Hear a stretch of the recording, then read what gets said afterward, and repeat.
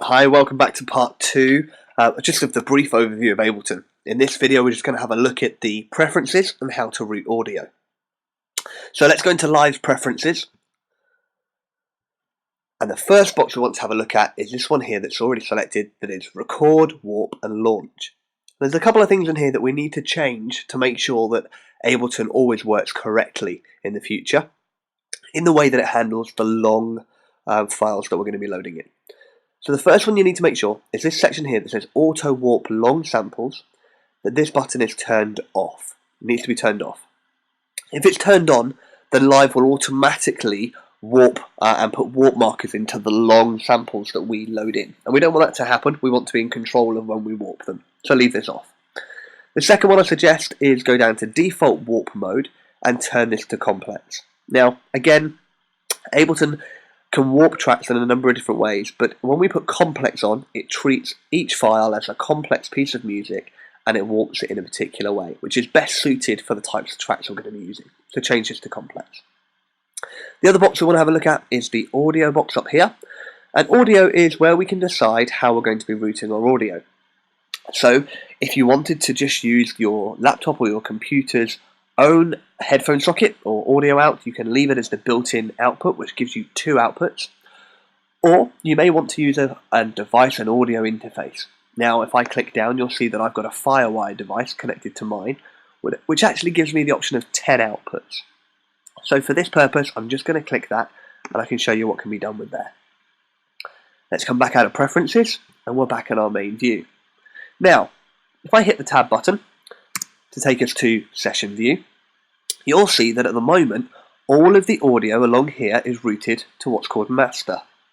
Now that means that if we are plugged in our FireWire device and plugged in two cables to go to our sound desk, everything that's playing in Live would go to our front of house speakers and our church congregation would hear it. Which is fantastic, but at the moment we don't want them to hear the click track. We don't want them to hear the cues telling us when to sing the verses and all the rest of it. So we need to route the audio in the right way. So what I'm going to do is I'm going to come along to the click track here, and I'm going to tell it to route the audio not to the master but to somewhere else. So if I click down and go into External Out, you'll see that it then gives me an extra box. Now, my master output down here is defined as a stereo pair. It's going out on 1 and 2. So I want my audio to go to a different channel. So I'm going to select down here, and I'm going to select channel 3. I'm going to do the same for the cue track. So I'm going to come down here, and I go External Out, and I'm going to change this to channel 3. And finally, cue out, which is where it will route Ableton's inbuilt metronome or any cues that we do. I'm going to change that to 3 as well.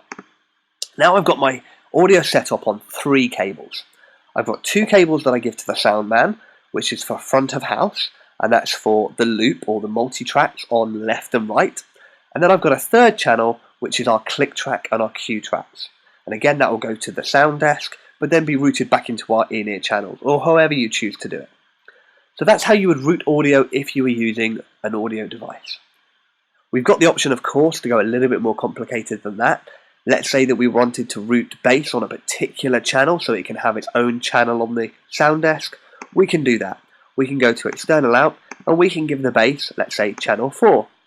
Let's give the drums on their own channel. Let's give drums on channel 5. Let's decide that we want to give both the electric guitars their own channel. So we'll go in here, and we're going to give channels 6 to both the electric guitars. And now each of these are going to arrive on a different channel to the sound desk to be mixed live in a different way. Now that's quite a complicated setup. If you're just starting out and you want to use the headphone socket, let's have a look at that. So let's go back into Preferences, and let's change this back to built-in device. And like I said, the built-in device just gives us 2 outputs and 2 outputs only. So let's go along here and change these back to master.